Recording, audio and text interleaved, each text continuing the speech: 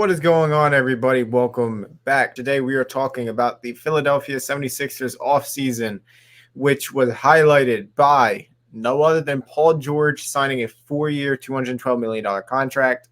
He, in my opinion, is the perfect fit for the Sixers. I don't think that we've seen somebody that has fit in with this group of Embiid and Maxey better than Paul George. He's a guy who he shoots the ball from three, which is exactly what we need, and he is a good defender. He's going to guard the opposing team's best player. And to be honest with you, we haven't really had a guy that could create his own shot and play that type of defense since Jimmy Butler. I don't think that's outlandish to say. No, not in the slightest. I mean, defensive teams that like defensive players, I've been coveting guys like Jimmy Butler and PG for the longest time just because of their two-way ability, right? Yep. And you mentioned that's exactly what the Sixers need. Tyrese Maxey, not a bad defender, but we saw in the playoffs, you can't trust him to. He's not going to guard their best player. No, you can't. And unless their best player is a center, like Denver, Joel can't cover him. You can't put Joel on a guard. Paul George brings something that the Sixers haven't had in a long time, and that is someone that can guard the best player on the floor that's either a guard or a forward, because the Sixers haven't had that kind of guy. D'Anthony Melton, when he was healthy, all right. Shake Milton, back when he was a Sixer, again, all right. But honestly, I think the best defending guard the Sixers have had in the last, 5-6 years, TJ McConnell.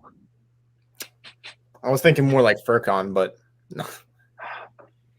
No, regardless, there hasn't been one, right? You're right, and it makes the Sixers better because of the fact that Kelly Oubre is a good defender.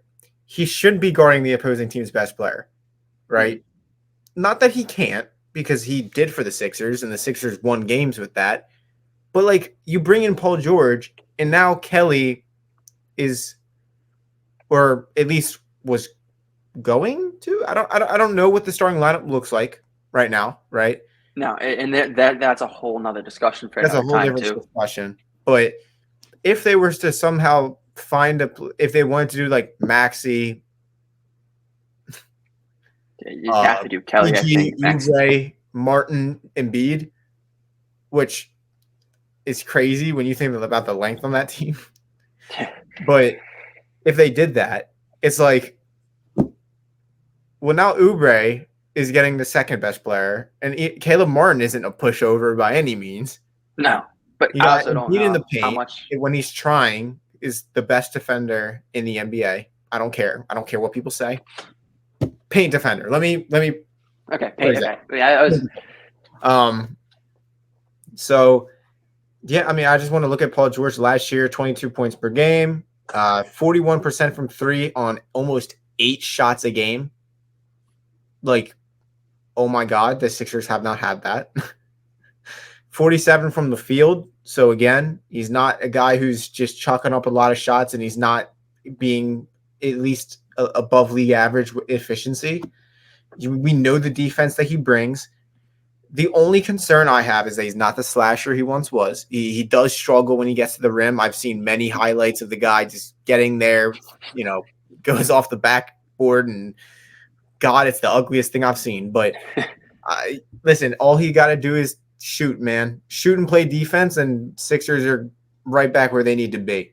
Look, when the Sixers went out and made this move, honestly, when it was being floated all at the end of last season and during this offseason that Paul George and the Sixers was inevitable. It's going to happen. I sat there and I kind of thought to myself, I didn't even think it to myself. I told it to about anyone that would listen. This is about 5 years too late for PG. I don't know if I want a Paul George max contract, 4 years, $212 million. That's a lot of money, right? But I cannot believe I am about to put myself in public saying that I agree. But Howard Eskin had said something saying that when Paul George is your third option, that's a really good sign. And it put a lot of things into perspective for me with this signing. Yeah, the money sucks, but every team's going to have a third star signed to a contract like that. Not every you're not going to have selfless superstars like Jalen Brunson taking less money when he could get $100 million more if he's waited to sign the next year so he can keep guys around like that. You don't see that, right? Yeah. So you're going to have this kind of money tied up in somebody. And Paul George as a third option, that's pretty good. I didn't think Paul George was worth that money in LA, but Paul George was the first, maybe the second option. He's the third option. Like, fate of the game is in the hands of a player. I want it to be Joel Embiid. That's my personal opinion. If it's not Embiid, it's Maxey. Yeah. So having Paul George as that third option that can take the ball when. No, it's like you said. We're not. It's like you were saying. We're 5 years too late, but it's also we're not asking him to be that Paul George. No, exactly. I'll take Paul George that gives me 20 points a game, shoots 41% on 8 shots of 3 a game, gives me good defense. That's all I need.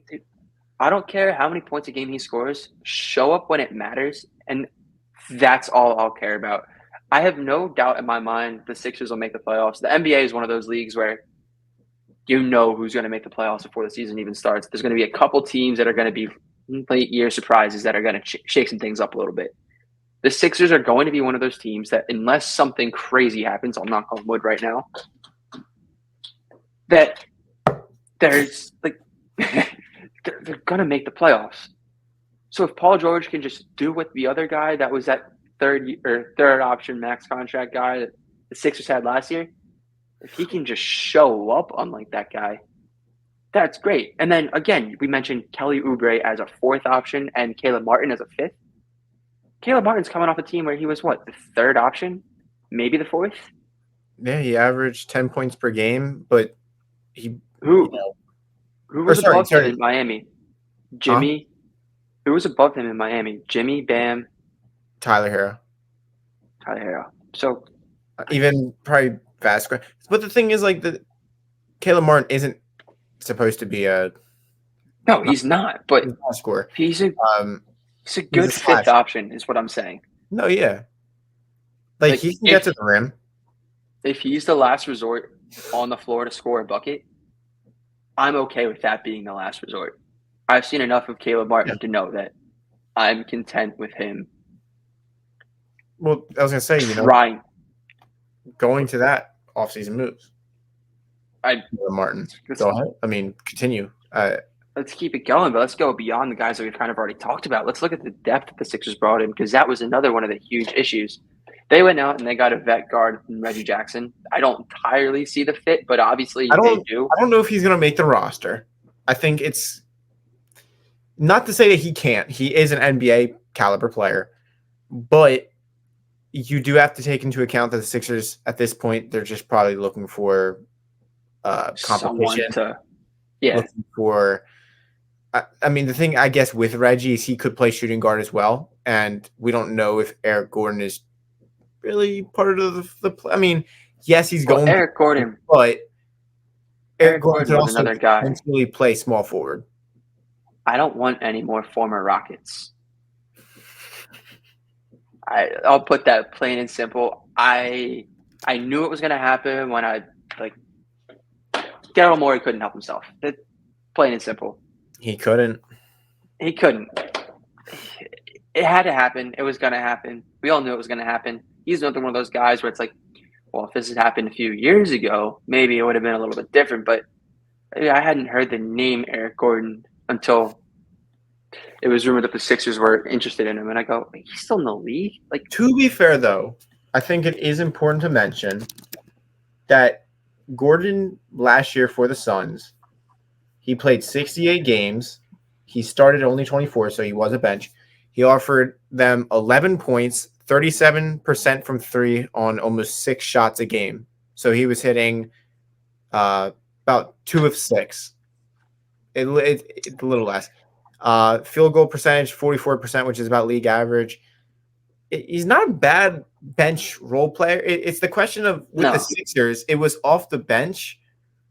We need guys like Eric Gordon to me is a good bench player if you have a six man who can actually like facilitate and do his own thing and find that's people. what I wanted the Sixers to go out and get this offseason.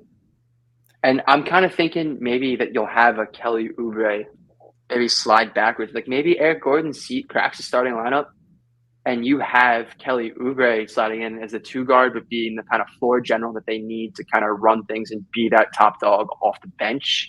I struggle with that because then you also have like Ricky Council, who I'm high on. I think Ricky's gonna be a good But player, and he's Council can play the three too. He could flip with Kelly and play. I like Jared McCain too. I like McCain, but I don't see McCain getting much time this season. Not yet. I think he could because I totally think he offers high volume 3-point shoot. But that's the thing, right? Eric Gordon, high volume 3-point shooter. Jared McCain in college was a high volume 3-point shooter. Ricky Council, he's a slasher, but he's been more open to hitting threes. We'll get into his summer league stats. Kelly Oubre, again, slasher with 3. None of these guys are ball handlers that are looking to play make. And I unless I'm completely blanking right now, I'm looking up the Sixers offseason moves right now because I think I might be like Kyle Lowry. Oh, yeah. They brought Lowry back. Yeah, well, there we go. I honestly forgot about that. But that's why I was saying that I don't know if Reggie will stay. Make the roster. No, I think you gotta. I think. But also, Reggie is. Reggie's younger. He's. So, do you want to go right now and kind of, since there's not a whole lot of Sixers to talk about right now, talk about maybe potential lineups? Yeah, I mean, get rid of that. We'll just talk about lineup. Look, I'm just looking at it now. Obviously, your 1 is Maxey. Your 5 is Joel. Somewhere between 2 and 3 is going to be PG. 4 has to be Caleb Martin. I don't see another. So the question is, who's the 2? Kelly could run the 2. I can see Kelly running the 2, and I can see him and PG flipping too. I mean, I don't know if it's going to be a specific 2-3. I think it's just going to be a PG starts, Kelly starts. That could be a possibility. Or, again, we talk about Eric Gordon. Eric Gordon could be that knockdown shooter that you have in that starting 5. Floor. Yeah, exactly. But then you wonder if that would be a good fit because with PG, when I was watching a lot of those clips in LA, the paint seemed a bit clogged. And so I wonder if it would be beneficial because Maxey can shoot and Embiid, you can't leave him out there because he's going to take the shot. As far as big men, he's one of the best shooting bigs. Yeah. So, you got to stay on Embiid. You got to stay on Maxey. I know that Caleb doesn't shoot the best from 3, but even he's still, you're not going to leave him wide. So, it could open up room for PG to get to the rim, which would be exactly. I think the more and more we talk about this, I think the more and more I'm talking myself into Eric Gordon being a Sixer. If I'm going to be entirely honest with you, this one episode might have changed my opinions a whole lot. Yeah, because you want PG to be able, because if he's able to attack the rim, that just makes it easier for him to also facilitate on his own and create his own shot. And the thing with Oubre in that lineup is that Oubre was constantly on the back line, waiting for these passes to just get a quick little dunk. So clearly Oubre wasn't sitting in the corner waiting for threes. He had this role of being back there, kind of just being an option near the paint. Whereas Gordon, with Gordon in that lineup, dude, everyone other than Embiid is outside the 3-point line. And that also opens up for Embiid because then it's not crowded. He's got more space. PG, it's not like it's Oubre who is going to make his way behind near the net for a pass. Are we talking about Eric Gordon being a starter? Look, I went from hoping he doesn't make the roster to convincing myself that he could be a good starter within the last 5 minutes. Because I don't know what his defending looks like, though. He old as shit. It won't be pretty. But the one other thing that makes me think that Eric Gordon might have a spot in the starting lineup is then you look at the bench, you look at the 2 squad. Kyle Lowry running the point. I think you got to give Oubre the 2.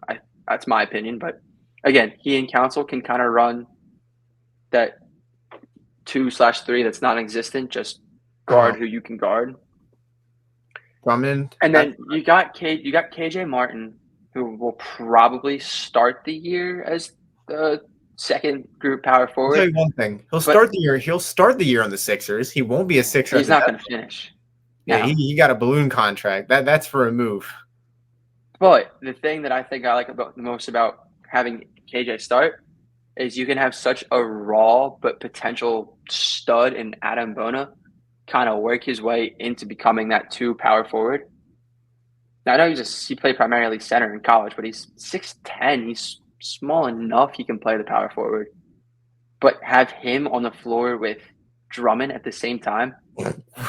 Not losing any rebounds. Nope. And that was the biggest issue with the Sixers' second unit last year. No, it was. They gave up too many offensive rebounds. Now, to be fair, Joel also gave up a fuck ton of rebounds. I had never seen Joel look less interested in rebounding last year. But as long as he got his 10, he didn't care. Well, like that's the thing is we're talking about this lineup, and it's like this bench has you have Lowry, who will be kind of the playmaker, and then you have Oubre, who is like, I'll take the shots, because we didn't have that we had some guys, but Oubre is a guy who he'll take the shots and probably make them. Ricky Council, we're betting on him to count. Look, Kelly's 6'7", Ricky's 6'6". I'm not saying it's gonna be this way, but what if you just kind of move everyone down one peg, get rid of the power forward? So maybe if Bono's not ready yet, and Martin, when he is traded eventually, slide everyone down a spot. Play a little small ball and throw McCain up there as a 2 guard. You could, because there were times Sixers. What is it? Was there any time I would have to look. I feel like I had seen Oubre play the 4 last season. I think he did in certain times. I don't know if it panned out great. It was small ball for sure. But it's like you said, you play small ball, but you can play small ball when you have Drummond at the 5. Yeah. Because you're not losing this you have arguably one of the top rebounders of all time in the NBA. So, yeah. And the great part about this now, again, we talk about how that lack of depth really, really shot the Sixers in the foot last year. We all know Joel is going to spend some time off the court. He's not going to play every game, whether it be a scheduled rest day or an injury day. We know he's not playing all 82, right? And to know that Drummond can then step in, rebound, and then you have Bona, who can come then in slide in the bench 5. And you can have McCain come in and step in that second unit to help slide. There's not, and then that Kenyon Martin at the deadline is going to get moved for something, and it's only going to make the team better. And then you're like, wow, this is a good roster. So I think Sixers fans have a lot to look for this season. Now, I do want to talk about the Summer League because it was quite interesting to watch. Our leading scorer down there in the Summer League was Ricky Council, averaged nearly 19 points per game. Not really shocking. It's not shocking, but he also shot 36% from the field, which is 5 field goals made on 14 attempts a game. He shot 18% from 3. So, I know a lot of people are going to look at that and be like, oh, God. You look at the 19 points, you're like, okay. Listen, it's the Summer League. He knows that he's on the roster. He was probably just like, I'm just going to get my shots up. That's how it is. That's what it was. Yeah. But Jeff Galton, he looked pretty good. He averaged 30 minutes per game. He gave you 17 points, 42% from the field. Again, not really shooting good from 3. I mean, to be honest with you, I'm looking right now at the Sixers' best 3-point shooter in the Summer League. And in terms of games played, I'm trying to like be fair here, right? Because I'm not going to go with a guy who played 3 games when others played 4 and 5. David Jones. So the Sixers didn't really shoot the ball well in the summer league. Jared McCain struggled 28% from the field, 28% from 3. He made 4 shots on 14 attempts a game, or these are averages. Averaged 2 made threes on about 8 attempts a game. Listen, the stats don't look good. If you watch the games, though, he did show flashes of really good playmaking. I mean, he had a few good plays to Bona, obviously, that I'm sure every Sixers fan saw. Pretty sure he like dunked on some dude. Yeah, it was the first game, right? I think it was. Adam Bona, again, I think for me, he was probably the most impressive guy in the camp for me, just because he played 20 minutes or 21 minutes per night, 70% from the field on 3 shots per game. He's not the guy who's going to shoot like or get chances at the rim, but when he does, he was efficient. But it's mostly the what is it? What was it? It was the rebounding. So he averaged 5 rebounds per game in 21 minutes, and I'm pretty sure a lot of the guys the Sixers have. It's summer league, dude. These guys are all giving 100%. He's not going to grab 11 board. You know what I mean? These guys, they want roster spots, and I'll be honest, dude. If you know that you're trying out for the Sixers, the best thing you could do to make the roster is to fight for rebounds. So I'll take that from Bona. I'm sure I think that's your teammates trying to steal stuff from him all the time. They went after Bona in the draft. I think that was targeted. I mean, I don't think there was a doubt in my mind that they were going to take a rebounding guy in the second round, especially after getting your shooter in the first. You kind of have to go after the board getter in the second, right? Yeah. I mean, gets boards, plays really good defense. If we can somehow get him to just really work on that pick and roll and then just being able to catch lobs, perfect. You know? Yeah. He can become an 8 to 10 point scorer a game. Yeah. That's more than anyone can ask for out of him. Yep.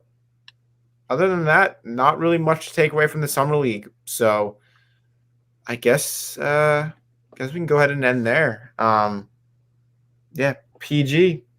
Hopefully the missing piece. Hopefully the missing Fingers piece. crossed. Fingers crossed. Remember to follow us on all social media, leave a like and subscribe, and we will see you guys in the next one. Peace out.